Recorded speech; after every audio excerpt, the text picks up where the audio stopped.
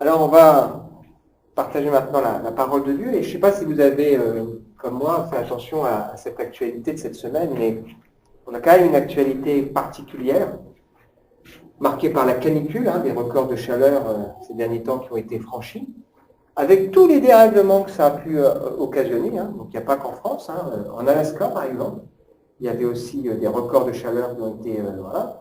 Il y a des trains qui ont été perturbés parce qu'il y a eu des choses qui ont été dilatées. Il y a aussi le report du brevet pour les élèves, etc. Je ne sais pas si vous avez fait attention à ces images. C'est où ça, le Philippe, tu sais? C'est au Mexique. Incroyable, 2 mètres de grêle qui tombe, mais il n'y a pas qu'au Mexique, aussi en France, il y a eu de la grêle à certains endroits. Il y a eu des inondations, alors qu'il y avait en même temps, il y a cette canicule. Et puis il y a eu aussi un tremblement de terre en Californie, donc on dit qu'il va y en avoir d'autres, d'une magnitude exceptionnelle. Et puis il y a eu aussi ce volcan là en Italie, là, le volcan Stromboli qui s'est réveillé. L'invasion d'insectes, en particulier dans les Vosges, donc ça c'est les chenilles processionnelles. Donc on sait que c'est urticante, ouais, c'est ça. Donc on voit qu'il y a quand même un dérèglement qui se produit avec ces bestioles-là qui prolifèrent. Et puis à côté de tous ces drames, eh bien, on s'aperçoit qu'il y a aussi une actualité qui est marquée par des discussions qui ont du mal à aboutir. Donc au niveau du Parlement européen, ça a été très très compliqué de faire d'élire les responsables au niveau du Parlement. On a notre président qui s'est exprimé en disant qu'on fait beaucoup de réunions, on passe beaucoup de temps et on a l'impression que les choses n'avancent pas. Puis vous avez en même temps ce drame qui se joue avec Vincent Lambert, où c'est une famille qui était au départ unie, qui aujourd'hui se déchire, pour savoir qu'est-ce qu'on va faire de ce garçon. Et on met la loi, l'Europe, tout ça là-dedans. Je pourrais rajouter aussi le baccalauréat, qui a été perturbé par non seulement de la triche, mais aussi et surtout par des grèves, des discussions qui tournent en rond et qui ont du mal à avancer. Ça introduit le sujet qu'on va partager ensemble ce matin, puisque ce matin, on va réfléchir à la poursuite de cette découverte de la deuxième lettre de Paul à Timothée, autour de 3 notions: ce qu'il faut éviter, ce qu'il faut viser et ce qu'il faut considérer. Et finalement, en préparant, je me suis rendu compte que ça correspond à ce que le Seigneur nous invite à faire dans notre prière. Ce qu'il faut éviter, que ton nom soit sanctifié. Qu'on évite de souiller le nom de Dieu. Ce qu'il faut viser, que ton règne vienne. Et ce qu'il faut aussi considérer, c'est que c'est la volonté de Dieu qui sera faite sur la terre comme elle est faite dans le ciel. Ce qu'il faut éviter, viser, considérer. Alors on poursuit la découverte de cette deuxième lettre à Timothée avec, je trouve, d'une manière surprenante, son incroyable actualité. J'ai l'impression que Paul, qui a écrit cette lettre, il pourrait l'écrire aujourd'hui et il n'y aurait pas finalement grand-chose à changer. Il décrit un contexte qui est compliqué, alors pour lui-même, pour Timothée, qui était probablement un peu découragé par rapport à la situation de Paul, par rapport à la situation de l'Église. Plusieurs fois, Paul le mettra en garde. On voit que dans l'Église, il y a de plus en plus de fausses doctrines qui passent, il y a des gens qui ont lâché prise. Donc c'est compliqué. Et puis on sent aussi que c'est difficile de répandre la foi parce que de plus en plus, les gens n'ont pas envie d'entendre des choses agréables. Le nom de Dieu est souillé. Et on a de plus en plus d'affaires aussi autour de nous. Mais il est confiant. Et c'est pour ça qu'il écrit cette lettre, comme nous-mêmes, nous pouvons être confiants. Non pas parce qu'on pense que les choses vont aller mieux sur cette terre, mais on est confiant parce que nous avons une espérance extraordinaire à transmettre. Une expérience aussi de transformation de vie qui est quand même formidable. On peut dire qu'il y a un avant, il y a un après. Et puis on a conscience que la vie chrétienne, c'est pas simplement quelque chose qui se passe dans la tête, mais c'est Dieu qui vient bouleverser le cœur, le transformer, nous donner le Saint-Esprit, et que ce Saint-Esprit fait ce que nous, on ne peut pas faire. Il veut nous remplir de sa force, de son amour, de sa sagesse, et il travaille à notre insu dans le cœur des gens. Et hier, dans la conférence que je faisais à Nancy, dans le temps d'échange, il y a une dame qui a souhaité intervenir et donner un petit mot de témoignage en disant qu'elle savait ce qu'il fallait qu'elle fasse. Et par moments, elle choisit de s'éloigner de Dieu, mais elle sent qu'elle est pas bien et que ça la travaille, ça la ramène. Et donc j'ai pu lui expliquer aussi que Dieu finalement est celui qui nous cherche et qui effectivement continue d'œuvrer dans nos vies, parce qu'il veut vraiment et pleinement se révéler, c'est ce qu'on croit. L'œuvre de Dieu se poursuit, malgré tout. Et donc la dernière fois, on s'est penché en particulier sur cette parole, hein, souviens-toi de Jésus-Christ. Étonnante, hein, de Paul à Timothée. Et en particulier, souviens-toi de Jésus qui est issu de cette postérité de David. Et derrière cette promesse, il y a quelque chose d'important pour nous, c'est qu'on doit se souvenir que Jésus est celui qui règne. D'ailleurs, la Bible nous dit que c'est le point capital. Vous vous rendez compte ? Hébreux chapitre 8, le point capital de ce qui vient d'être dit. Ça veut dire que ce n'est pas seulement un point important, ou très important, ou super important, c'est capital. Nous avons un grand souverain sacrificateur qui s'est assis à la droite du trône de la majesté divine dans les cieux, comme ministre du sanctuaire qui a été dressé par le Seigneur et non par un homme. Le point capital de notre foi, c'est qu'on a conscience que Jésus-Christ est ressuscité, qu'il est dans le ciel et qu'il règne. C'est le point capital. Il est ressuscité, deuxième chose qu'on ne doit jamais perdre de vue, et c'est aussi notre espoir. On croit en la résurrection des morts, on croit en la résurrection physique des morts. Parce qu'il y a des gens qui, à l'époque de Paul, commençaient à dire que cette résurrection, elle est spirituelle. On est de nouveau, c'est-à-dire on ressuscite dans la vie sur terre, et ils éloignaient les gens de cette espérance de la vie céleste, en laissant croire que l'évangile, ça pourrait simplement se vivre dans le quotidien. Et c'est ce qui va d'ailleurs donner à des dérives qu'on retrouve encore aujourd'hui avec des gens, par exemple, qui prônent l'évangile de la prospérité. On dit, si tu vas au Seigneur, tu vas être béni, tu vas être riche, tu vas réussir. C'est l'évangile sur terre et non pas l'évangile dans le ciel. Et puis on se souvient aussi que Dieu est fidèle. Nous, on peut être infidèle, lui, il demeurera toujours fidèle. Parce que ça fait partie de sa nature, il ne peut pas se renier lui-même. Alors on poursuit avec ces trois notions, éviter, viser et considérer. Et donc ce texte de 2 Timothée, chapitre 2, versets 14 à 19. Voilà ce que tu dois rappeler en adjurant devant Dieu qu'on évite les disputes de mots qui ne servent à rien, sinon à la ruine de ceux qui écoutent. Donc déjà dans cette introduction de ce passage, Paul dit à Timothée que ce qu'il vient de lui dire à lui, c'est aussi valable pour les chrétiens. Parce qu'on pourrait se dire, en étudiant cette lettre, cette lettre, elle est destinée à des serviteurs de Dieu. Ou elle est destinée à Timothée. Moi, je suis simplement chrétien, alors en quoi ça me concerne ? Eh bien, Paul dit à Timothée, rappelle à ceux à qui tu prêches ces vérités. Rappelle-leur ces choses.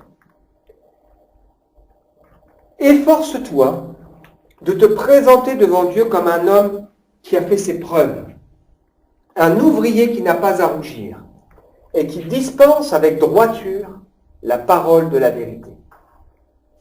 Écarte ou évite les discours vides et profanes, car ceux qui les tiennent avanceront toujours plus dans l'impiété. Leur parole rongera comme la gangrène. De ce nombre sont Hyménée et Philette, qui se sont écartés de la vérité en disant que la résurrection est déjà arrivée, ce que je viens d'expliquer, et qui renversent la foi de quelques-uns. Pourtant, la solide base posée par Dieu subsiste. Scellée par ses paroles, le Seigneur connaît ceux qui lui appartiennent. Et quiconque prononce le nom du Seigneur, qu'il se détourne de l'injustice, ou encore, on pourrait dire, de l'iniquité. Alors, 3 choses, ce qu'il faut éviter et pourquoi. Il y a quelque temps, on a étudié, lors des études bibliques ici, il y a plusieurs mois, le livre de Néhémie, Esdras et Néhémie. Un livre remarquable, le livre d'Esdras nous parle de la reconstruction des murailles de Jérusalem, et le livre de Néhémie nous parle de la reconstruction du temple. On voit que Dieu là va accomplir un miracle. Le peuple avait été dispersé, il ne restait plus personne, ou quasiment plus personne, si ce n'est les pauvres. Et Dieu, à un moment donné, va réveiller l'esprit de quelques personnes, et même l'esprit d'un roi qui est païen, pour qu'il laisse repartir une poignée de gens là pour reconstruire le temple comme ça avait été promis dans les prophéties. Et quand ils vont commencer à reconstruire le temple, eh bien, au départ, ça va bien se passer, ils vont être heureux, mais rapidement, ils vont rencontrer toutes sortes de difficultés. C'est pas parce qu'ils étaient dans ce que Dieu voulait que ça n'a pas été difficile. Et en particulier, il y a eu du découragement, etc., etc. Et puis en particulier, il y a eu des gens qui sont venus pour essayer de les détourner de l'essentiel. Des gens qui voulaient les empêcher de travailler. Et ce qui est remarquable dans Néhémie au chapitre 6, ces gens-là viendront 4 fois, lui enverront une lettre, même une 5e fois, pour lui dire « Viens, on veut parler avec toi ». Et Néhémie va répondre « J'ai un grand ouvrage à exécuter.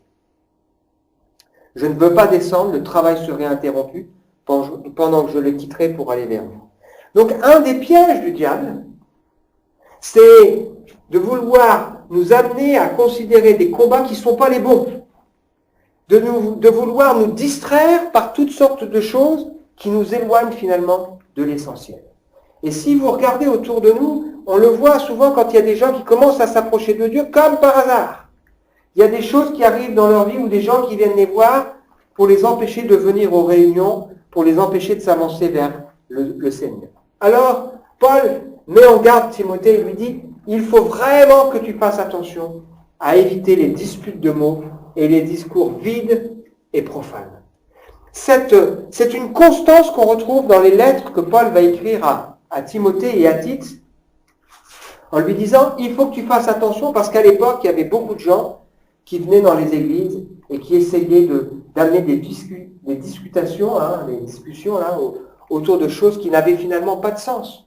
Des généalogies sans fin, des choses qui finalement écartaient de l'essentiel. L'Église du 1er siècle a dû faire face à 2 fléaux, la persécution et l'arrivée des fausses doctrines. Et combien de fois on entend aussi autour de nous des gens qui disent c'est compliqué le monde chrétien avec toutes ces divisions, ces disputes qu'il peut y avoir. Et ils ont raison. Et ce texte nous dit, tu dois éviter absolument ces choses-là parce qu'elles vont faire quoi? Elles vont conduire à la ruine ceux qui écoutent. Ça veut dire qu'elles n'ont pas seulement des conséquences dans la vie de ceux qui en parlent, mais elles vont conduire à la ruine ceux qui écoutent. Ce sont des discours vides qui n'ont pas de fond et qui vont renverser la foi de quelques-uns. C'est-à-dire qu'ils vont éloigner des gens de la vérité. Donc plusieurs fois, Paul invitera Timothée à vraiment être vigilant avec ça.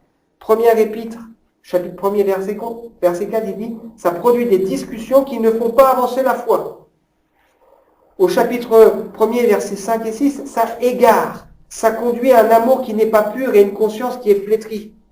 Un peu plus loin, il dira, il y a des gens qui ont fait naufrage par rapport à la foi, de ce nombre sont Hyménée, il en recite encore celui-là, et il s'est détourné dans sa conscience des choses essentielles. Un peu plus loin, il dira aussi qu'il y a des gens qui n'attachent pas au Seigneur, à la piété, mais à des discours qui éloignent finalement et qui suscitent l'envie et les querelles, qui détournent de la foi. Des discussions folles et inutiles, qui vont éloigner du Seigneur. Après avoir dit à Timothée ce qu'il doit absolument éviter, et pourquoi? Parce que ça crée la ruine, parce que ça ronge comme la gangrène, ça veut dire qu'il y a des conséquences qui progressent, les gens qui commencent à rentrer là-dedans, on rentre dans un état d'esprit où on chipote, ça écarte de la vérité, ça renverse la foi, donc c'est grave. Il nous dit maintenant ce qu'il faut viser. Efforce-toi de te présenter devant Dieu comme un homme éprouvé, un ouvrier qui n'a pas à rougir. On a conscience les uns et les autres qu'on doit se présenter un jour devant Dieu, ou même que chaque jour de nos vies, on doit pouvoir se dire, si là je suis devant Dieu, dans quel état je me trouve. Et Paul dit à Timothée, tu vois, évite des choses qui vont te détourner de l'essentiel. Devant Dieu, tu dois te présenter comme un homme qui a fait ses preuves. Un homme qui a montré dans sa vie le fruit de la vie de Dieu en lui. Tu dois te présenter comme celui qui a compris la vérité. Paul avait conscience que la foi, c'est sérieux. Il a toujours cru visiblement en Dieu. Il était religieux, mais pourtant il se décrit comme un ignorant, alors qu'il avait une grande connaissance, et comme un incrédule. Et il évoque à la fin de sa vie que le principal, c'est qu'il a gardé la foi, c'est-à-dire il est resté fidèle au bon enseignement, un homme éprouvé qui dispense droitement la parole de la vérité. Parce que, il faut en avoir conscience, on peut annoncer un autre évangile. On peut annoncer un autre évangile.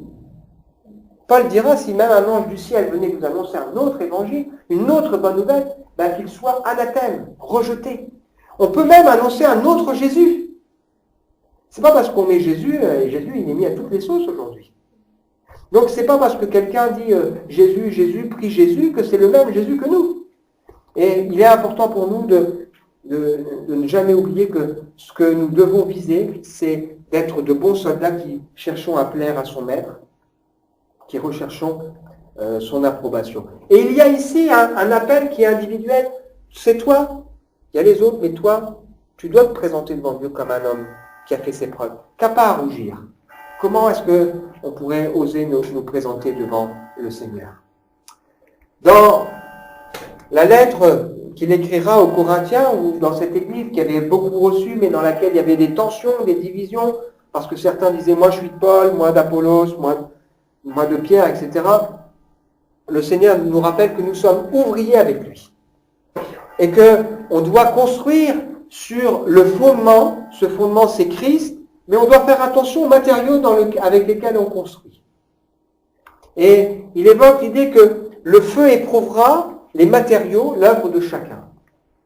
Ça veut dire qu'on peut même construire sur le bon fondement, mais avec de mauvais mobiles, avec de mauvaises intentions, et ça ne résistera pas à l'épreuve de Dieu. Un homme éprouvé, un ouvrier qui n'a pas à rougir parce qu'il sait qu'il dispense droitement la parole de Dieu. Alors, ça peut arriver de nous tromper, mais il faut nous efforcer de nous concentrer sur l'essentiel. Regardez la parole de la vérité. Ce qu'il faut éviter, ce qu'il faut viser, et enfin, ce qu'il nous faut considérer. 3 choses. C'est que le fondement que Dieu a posé est solide. Le fondement que Dieu a posé est solide. Jésus-Christ, c'est ce fondement, cette pierre angulaire, sur laquelle les apôtres et les prophètes ont annoncé et qui permet de nous asseoir avec vérité. Vous avez été édifiés sur le fondement des apôtres et des prophètes. Jésus-Christ est la pierre angulaire. Tout l'édifice bien coordonné s'élève pour être un temple saint dans le Seigneur. Et l'Église doit être l'appui et la colonne de la vérité. Nous avons un fondement qui est solide, Jésus-Christ. Les gens pourront faire tout ce qu'ils veulent, ils ne pourront jamais renverser celui qui est le fondement même de la foi chrétienne et de l'Église, Jésus-Christ. Il nous a donné, à travers Jésus, tout ce qui est nécessaire à notre vie. J'aime énormément l'introduction de la deuxième lettre de Pierre, où il nous dit que sa divine puissance nous a donné tout ce qui contribue à la vie et à la piété, lesquels nous assurent de sa part les plus grandes et les plus précieuses promesses pour qu'on puisse fuir la convoitise qui existe dans le monde. Et c'est pourquoi on doit faire tous nos efforts en saisissant ces promesses pour pouvoir joindre à notre foi la vertu, à la vertu la piété. Mais Dieu nous a donné tout. On n'a rien à ajouter à sa parole. Il suffit pour nous d'apprendre à découvrir ou à redécouvrir encore ces vérités. Donc il y a un fondement qui est solide, il y a tout ce qui nous est nécessaire pour notre vie chrétienne. Des promesses grandes et précieuses. Et puis ensuite, ce texte nous dit qu'il y a quelque chose qui est scellé. C'est comme une pièce avec 2 faces. Premièrement, le Seigneur connaît ce qui lui appartient. Le Seigneur sait ce qui lui appartient. Nous, parfois, on ne sait pas. Bon, il y a des gens qui peuvent nous tromper. On a l'impression que, comme dirait l'autre, l'habit ne fait pas le moine. Ils ont une certaine apparence, mais on ne sait pas ce qu'il y a dans le cœur. Mais ce texte dit le Seigneur connaît les siens. Et ce qui est rassurant pour nous, c'est de nous dire, si le Seigneur connaît les siens, il tient les siens dans sa main.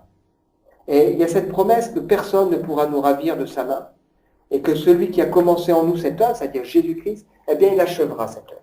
Et par moments, effectivement, le Seigneur doit révéler ceux qui lui appartiennent et ceux qui ne lui appartiennent pas. C'est pour ça que dans l'Ancien Testament, vous avez, par exemple, cette histoire dramatique de la révolte de Corée, ou dans Nombre au chapitre 16, cet homme qui était là au milieu du peuple, qui a pris à sa suite des responsables, des principaux qui ont voulu se révolter contre Moïse, et que Dieu va juger d'une manière sévère parce qu'il a montré ceux qui lui appartiennent, ceux qui marchent avec lui, ceux qui l'approuvent. Le Seigneur connaît les siens. Et puis le deuxième sceau que nous trouvons dans ce passage, c'est qu'on ne doit pas prononcer le nom du Seigneur en vain. Celui qui prononce le nom du Seigneur doit se détourner de l'injustice. C'est-à-dire, on ne se moque pas de Dieu. On ne se moque pas de Dieu. On ne peut pas employer le nom de Dieu n'importe comment et souiller son nom, mais celui qui dit Jésus-Christ est mon Seigneur, c'est-à-dire le maître de ma vie, à ce moment-là, qu'il apprenne à vivre une vie qui ressemble à ça, par la grâce de Dieu, et qu'il s'éloigne du mal et du péché. Il y a donc pour nous, à travers ce passage, un appel, j'allais dire solennel. C'est quand même, il y a des mots forts qui sont employés. Je t'adjure. Un peu plus loin, il dira, je t'en conjure devant Dieu, prêche l'évangile. N'oublie pas le message. Donc on voit qu'il y a un appel solennel, en nous disant, attention, dans nos vies, il y a des choses qu'il faut éviter. Parfois, on peut avoir des gens qui veulent nous entraîner. Il y a des discussions qui ne sont pas les bonnes. Quand Jésus va rencontrer la Samaritaine, il va avoir une discussion avec elle pour lui dire « Je peux te donner de l'eau qui satisfera ta vie. Et toi-même, tu pourras être une bénédiction pour les autres. » Il va montrer à cette femme qui connaît parfaitement toute sa vie en lui disant « Va chercher ton mari, tu as eu 5 maris, celui avec qui tu vis n'est pas ton mari. » Et tout de suite, quand elle sent que ça devient trop profond, qu'est-ce qu'elle fait? Eh bien, elle entraîne Jésus en disant vous dites qu'il faut adorer à tel endroit, vous dites qu'il faut adorer à tel endroit, sur des discussions. C'était pas ça le but. Et le Seigneur va dire non, il faut adorer Dieu en esprit, en vérité. Et cette femme, elle va se ressaisir à ce moment-là. Mais combien l'être humain, lorsqu'il est touché par la parole de Dieu, il a envie d'entraîner en disant oui, mais si, oui, mais ça, mais des discussions folles et inutiles qui ne font pas avancer l'œuvre de Dieu. Un appel à éviter ces choses qui nous éloignent du Seigneur, ce qu'il faut viser, nous présenter devant Dieu comme quelqu'un qui n'a pas à rougir, un homme, une femme qui a fait ses preuves. Et n'oublions jamais, le fondement posé par Dieu est solide. On pourra le secouer dans tous les sens, il restera là. Avec cette parole, le Seigneur connaît les siens. Je peux même dire à travers ce texte que le Seigneur connaît ceux qui vont devenir les siens. Mais dans son cœur, ils sont déjà les siens. Avant même la fondation du monde, il connaît ceux qui vont un jour se tourner vers lui. Et il les attirera, il fera cette œuvre. Il connaît les siens. Et que celui qui prétend connaître le Seigneur, eh bien qu'il s'éloigne aussi du mal et du péché. On va prier pour demander au Seigneur de nous guider. Merci Seigneur pour ce que nous avons partagé à travers ta parole ce matin. Oui, c'est vrai que bien souvent, on peut être entraîné à des discussions qui nous éloignent de l'essentiel. Et tu nous rappelles combien il faut y faire attention. Nous avons une œuvre importante à accomplir. Il ne faut pas qu'on le perde de vue. Il y a des gens autour de nous qui sont perdus, qui ont besoin d'entendre parler du message. Il y a des gens que tu cherches et à qui tu es en train de travailler le cœur. Tu nous rappelles aussi, Seigneur, que individuellement, ce qui compte, c'est comment nous allons nous présenter devant toi. Et tu veux que nous puissions nous présenter sans avoir à rougir. Tu veux aussi nous rappeler que tu connais ceux qui t'appartiennent. Et c'est précieux pour nous de nous rappeler que nos vies sont dans ta main. Et que personne, aucune circonstance, aucune tribulation, aucune épreuve ne pourra nous éloigner de toi. Bien sûr, Seigneur, il nous arrive d'être infidèles et nous le regrettons. Mais toi, tu demeures celui qui est fidèle. Et tu veux nous enseigner à nous éloigner du mal. Garde-nous, Seigneur, de ce monde et de ses attraits. Garde-nous de toutes ces choses qui pourraient nous éloigner de toi. Dans le nom précieux de Jésus. Amen.